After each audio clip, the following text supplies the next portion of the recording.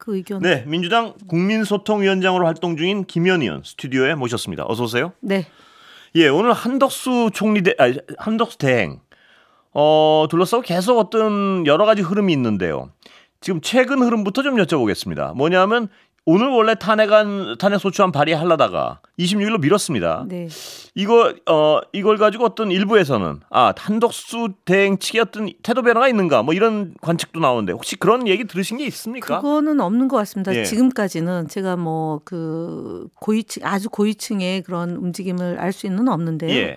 저희가 3시부터 4시까지 의총을 통해서 한덕수 그 총리 대통령 권한대행의 이 과도한 거부권 행사에 대해서 규탄을 하고, 그리고 지금 이제 오늘 단독으로 헌법재판관 3인에 대한 보고서가 채택이 됐지 않습니까?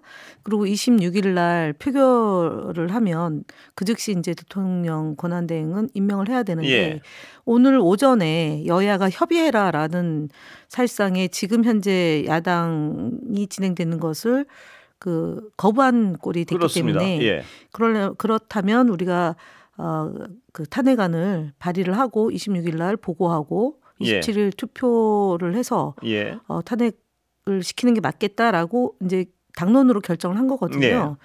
근데 지금 보니까 5시 반경에 의안가에 그 서류를 이제 탄핵안을 발의를 하려고 하는데 국회의장이 이 그 헌법재판관에 대한 표결 처리 후에 한덕수 권한대행의 태도를 보고 하는 것이 절차상 하자가 없는 것 아니냐라는 얘기로 지금 26일로 연기한 거다라고 지금 확인을 했습니다. 그러니까, 거기까지. 김 의원님 확인하신 거에 따르면 어떤 한덕수 대행 측의 어떤 태도 변화는 아직까지는 알려진 건 없다는 말씀이시죠? 네. 그 가능성은 배제해야 됩니까? 지금 어떻게 보십니까? 지금 한덕수 총리의 입장은? 저는 배제해야 된다고 생각합니다. 그리고 지금 이 문제는 사실은 총리에 대한 탄핵인 거지 대통령 권한대행의 역할에 대한 탄핵은 아니거든요. 그러니까 그동안 국무회의를 소집해서 거부권을 남발하는 데에 본인이 역할을 한 것. 그다음에 12월 3일 8시 20분에 전화를 받았고, 그리고 국무회의를 소집했다라고 여러 차례 밝혔거든요. 불법한 국무회의를 소집해서 계엄을 하게 한 사실은 공범으로서의 그러니까 국무총리로서의 역할을 가지고 저희가 탄핵을 하는 것이지 대통령 권한대행으로서의 그 이 거부권 행사를 하는 것에 대한 탄핵은 아니거든요. 그래서 지금 의장께서 얘기하신 문제는 의장님이 볼 때는 절차의 문제 있을 수 있겠지만 저의 생각으로는 그건 아닌 것 같습니다. 오늘 발의하는데 아무 하자가 없다 원래는. 네, 그렇습니다. 총리에 대한 탄핵이기 때문에요. 그 말씀 나온 길에 혹시 권성동 의원의 그 말 들으셨습니까? 총리에 대한 탄핵이기 때문에 반은 그러니까 대행 역할은 할 수도 있다. 뭐 이런 논리를 들어보셨습니까 혹시? 사람 몸을 그럼 쪼개야 됩니까? 왼쪽은 권한대행이고 왼쪽은 그럼 총리입니까? 그게 말이 되는 소리를. 그러니까 그런 걸 말장난이라고 합니다. 그렇습니다. 자, 그렇다면 한덕수 총리 대행은 맨 처음에 민주당은 그래도 그런 어떤 여러 가지 하자가 있지만 이 대행일은 정상적으로 수행할 것으로 기대했습니까? 어떻습니까? 아니요, 뭐 그렇다고 본 건 아니고 적어도 이 사상 초유의 사건이 벌어졌고.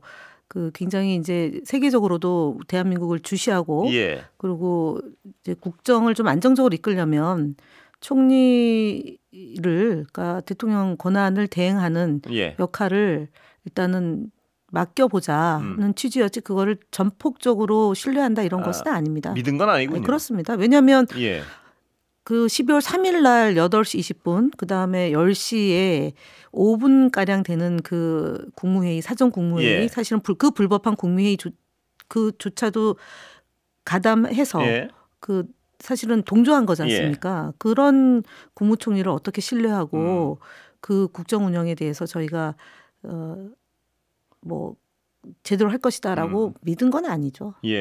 그럼 비판하는 쪽에서는요. 국민들 중에는 아까 뭐 일주일이나 시간을 줘가지고 그 이상한 일을 하게 하느냐 이렇게 비판하는 분들에 대해서는 뭐라고 말씀하시겠습니까? 그런 것도 저희 안에서 끊임없이 논쟁이 있었던 것이죠. 의원들 안에서는 즉각 탄핵을 해서 내란 공범을 한 한덕수가 없어져야지만 그 고리를 끊어낼 수 있다. 지금도 윤석열과 어떤 형태로든 소통을 할 것이고 이런 내란의 불안정성을 유지함으로 인해서 국민들의 이 불안감을 더 가중시키기 때문에 그 고리를 끊어내야 된다라는 의견이 상당수 있었습니다. 그럼에도 불구하고 한덕수 이 대통령 권한을 대행하는 것까지 탄핵을 했을 때 좀 예측이 불가한 상황이기 때문에 조금 더 지켜보자라는 신중론도 있었던 것으로 보입니다. 그러면 한덕수 대행의 어떤 태도 변화가 지금까지 봐서는 없을 것으로 전망되고요. 그렇습니다. 그런 상황에서 다음 주에 다음 주가 아니죠.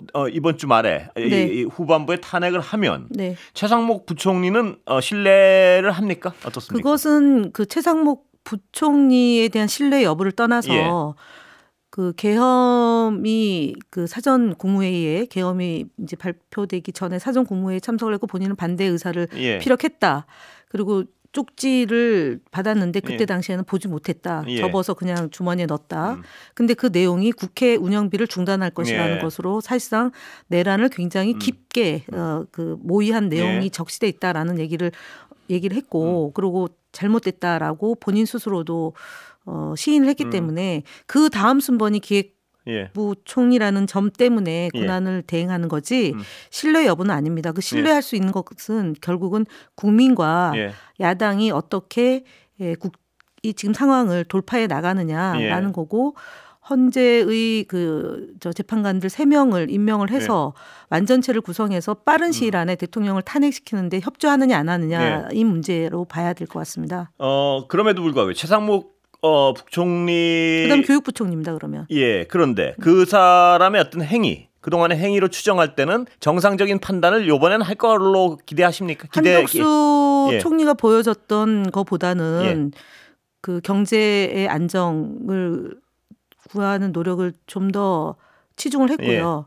그리고 또 반대도 했다고 본인은 얘기하고요. 얘기했고 그것이 뭐 입증되는 내용도 있고 그래서 한덕수 총리만큼 오염되지는 않았다라고 보기 때문에 그리고 경제 문제에 대해서 또 나름 심각성을 보고 안정하게 하려면은 내란 범죄자들을 이렇게 격리시켜내는 부분에 대해서 동조할 수 있겠다라고 보는 측면도 있는 거죠. 자, 다시 한덕수 대행 하도 어떤 그 행위들이 이해가 안 되는 행위들이 많아서요. 좀 돌아가 보면 혹시 이건 뭐 들으신 게 없으니까요. 혹시 한 대행 측에서 민주당 지도부 쪽에 내가 사실 그게 아니고 뭐 모레쯤에 제가 이렇게 하려고 했습니다. 이런 신호를 보내왔을 가능성 없습니까 혹시? 그건 뭐 추정의 영역이니까. 만약 그랬으면 오전에 그렇게 오락가락 얘기를 안 하지 않았을까 싶은데요.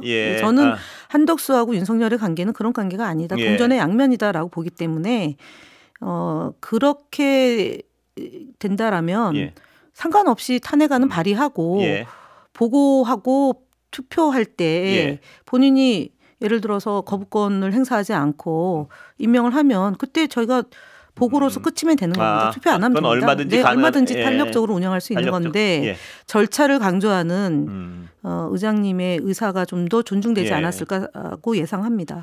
한덕수 총리는 과거 어떤 민주당 정권 때도 일을 하지 않았습니까? 그러니까 그 정상적인 어떤 판단을 할 수 있는 능력은 있다. 뭐 이렇게 보이는데 그거는 윤석열 정부 이전의 한덕수일 겁니다. 그리고 윤석열 대통령 밑에서 총리를 하면서 최근에 보여줬던 일련의 태도와 행동은 그렇게 보기에는 너무 안일한 것 같습니다. 왜 저렇게 이상한 어떤 판단과 행위를 계속하고 있다고 추정하세요? 박지원 의원이 오늘 밝힌 내용 중에 김건희 씨랑 굉장한 관계가 밀도가 높다. 이 대목이 좀 시사하는 바가 큰 것 같습니다. 그 관계 때문에. 좀 뭐 무술에 의존하는 정도. 무속적 연결. 네, 맞습니다. 그게 어떤 판단을. 그다음 이해관계도 있지 않을까 싶습니다. 미술 하지 않습니까? 그 한덕수 총리의 부인이. 그래서 그런 관계가 굉장히 아주 깊게 연결이 됐기 때문에 한덕수 총리도 거기에 영향을 지대하게 받는 것이 아닌가. 그러니까 박지원 의원이 그 밤잠을 설쳐가면서 이 우정을 깨면서 폭로를 한 거지 않습니까? 그래서 그걸 보면 우리가 생각하는 상상 이상의 관계들이기 때문에 그냥 일반적으로 그냥 딱 느꼈을 때 왜 저 사람이 왜 저럴까 할까라는 거는 그런 관계들이 이미 있다는 것을 전제하지 않을까 싶습니다. 이낙연 총리가 왜 저럴까 할 때 보면 그 형성되는 것들이죠. 그 지위를 갖게 됐을 때 국민이나 공적인 마인드로 국정을 살피는 것이 아니라 개인의 이익, 개인의 욕망, 그걸 더 우선해서 이렇게 국가를 운영할 때 생기는 문제. 그러니까 국민을 돌보지 않고 사리사욕을 챙겼을 때 생기는 문제들이다. 윤석열 대통령도 본인 부인 장모 문제를 더 우선했기 때문에 국가가 망가지고 있는 거지 않습니까? 부인의 특검을 막으려고 또는 뭐 계엄을 통해서라도 영구 집권을 하기 위한 그런 택도 없는 그런 욕심 때문에 빚어진 일이잖아요. 본인이 국정 운영을 잘못했으면은 사과하고 바로잡을 노력을 해야 되는데 언론을 탄압하고 MBC를 날려버리려고 했던 거잖아요. 이런 것들이 다 이번 과정으로 쭉 연결되는 거기 때문에 다 죽여버리려고 했다. 사살이라는 단어가 등장하고 그렇습니다. 이런 게 그냥 뭐 순간적인 것이 아니라 오랫동안 준비되어 있는 거고 욕망으로 비롯된 거다. 왕자에서 비롯된 거 아닌가 이렇게 봅니다. 초기에는 혹시 한덕수 대행이 제대로 하겠다는 신호를 보내왔습니까? 당 측에? 그렇지 않습니다. 그게 왜냐하면은 12월 12일 날 그 14일 날 투표를 앞두고 대통령이 담화문을 발표했고 그다음에 그 뒤에도 담화문을 보면 우리 당과 뭐 국정을 협의하겠다라고 돼 있지 국회를 존중한다거나 야당을 존중한다거나 그런 내용이 아예 빠져 있는 거지 않습니까? 제가 이렇게 말씀을 듣다 보니까 김 의원님은 처음부터 좀 의심을 많이 하셨군요. 한덕수요? 그럼요. 근데 그 당내에서는 그래도 한번 뭐 이렇게 뭐 일말의 기대를 하고 있는 흐름은 존재했다. 솔직히 말씀을 드리면. 자, 국힘 비대위원장 임명 어떻게 보십니까? 그분은 검사 출신이죠. 권성동 검사 출신, 윤석열 검사 출신으로 카르텔이 있는 거고요. 그다음에 그 분은 2012년 박근혜 대통령 때 NLL 파동, 그다음 국정원 댓글 공작 때 한 중심에 있었던 분이죠. 그다음 이태원 참사도 지역구지 않습니까?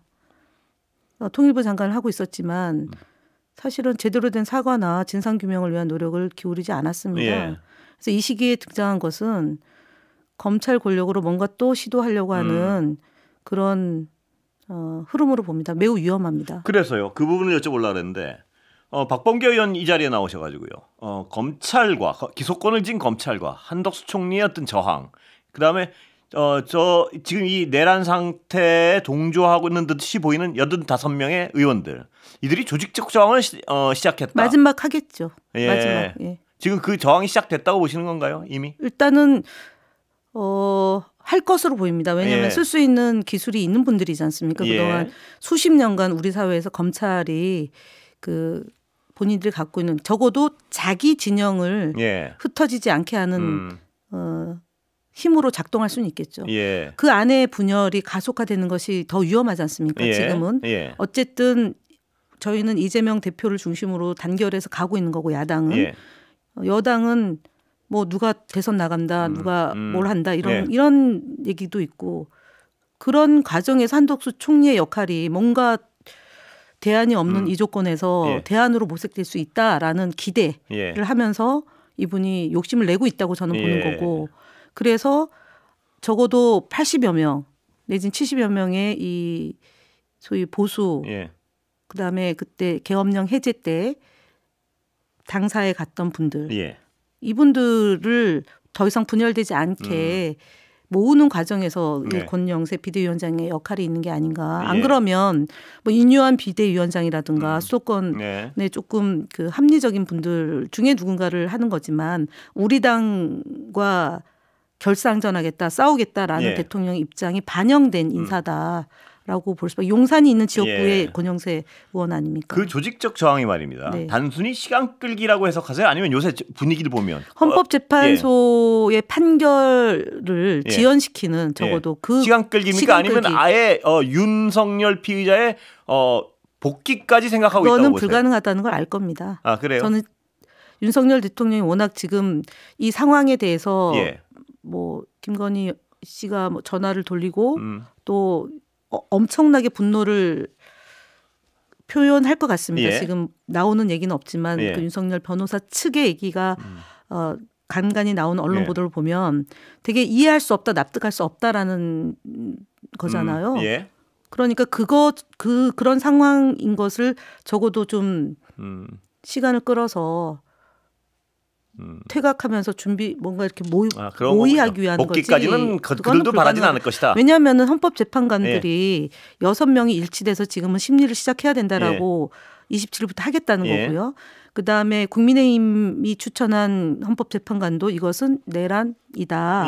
처벌이 된다라는 가정으로 지금 그 청문회 때 얘기를 한 거지 않습니까? 불가능하다. 이걸 덮기에는 계엄이라는 이 상황, 그다음에 위헌적으로 작동했던 이것을 덮을 수는 없다. 그리고 증언이 너무 많이 나왔기 때문에 그런 것 같습니다. 네. 김 의원님 보시기에는 언제쯤 최종 결과가 나올 걸로 예상하십니까? 탄핵은 결론을 낼 수 있을 것으로. 저는 그렇게 오래 걸릴 것 같지 않습니다. 왜냐하면 이진숙 그 방통위원장 재판도 그러니까 실은 12월 24일 오늘 최종 변론을 심리를 마치고 1월 달에 결론을 낼 것으로 예상을 했었거든요. 그러면은 시간으로 보면은 한 3달 정도 소요된 거거든요. 그것도 7월 31일 날 4건에 대한 안건 처리에 대한 탄핵 심판이었습니다. 그럼 이것도 12월 3일 그 내란 계엄에 대한 거기 때문에 오래 가지 않는다. 그래서 저는 2월 초 구정이 이제 1월 말에 있지 않습니까? 그걸 경과하고 합류를 하고 3인이 합류하고 헌법관이 합류를 하면 집중 심리를 이제 박근혜처럼 일주일에 2번 해서 진행이 된다면 제가 볼 땐 2월 달 안에는 결과가 나오지 않을까 그렇게 예상합니다. 그럼 대선은 몇 월에 예상하십니까? 그 수순이라면 뭐 4월, 5월 이때로 예상. 60일 안에 치르게 돼 있지 않습니까? 그러면 경선을 해야 되면 후보를 선정해야 되는 시간이 있고요. 그리고 21일 가량이지 않습니까? 그러면 제가 볼 땐 2달 정도 되면 4월. 그렇게 예상합니다. 자, 말씀하셨으니까 이진숙 방통위원장 어떻게 됩니까 지금? 그분은 지금 상황에서 2인 구조의 유법함이 KBS 남영진 이사장에 대해서도 그 이제 1심 판결이 나왔고 그다음에 권태선 박문진 이사장에 대해서도 그 이제 유법하다는 판결이 나왔습니다. 그래서 그 판결을 번복하거나 그 뒤엎는 결론이 헌법재판관에서 나올 가능성은 저는 없다고 보고요.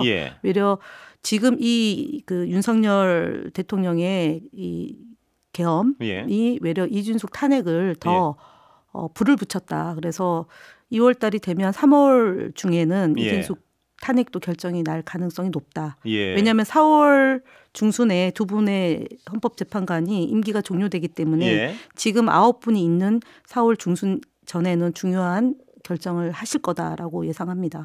그런 헌법재판소 9인 체제 완성은 지금 탄핵을 전제로 한다면 다음 주면 됩니까? 다음 주에 결정을 내야죠. 3분이 다 임명이 되는 걸 해야지. 안 그러면 저희가 굉장히 어려워질 것 같습니다. 오늘 말씀 여기까지 듣겠습니다. 감사합니다. 감사합니다. 김의원 더불어민주당 의원이었습니다.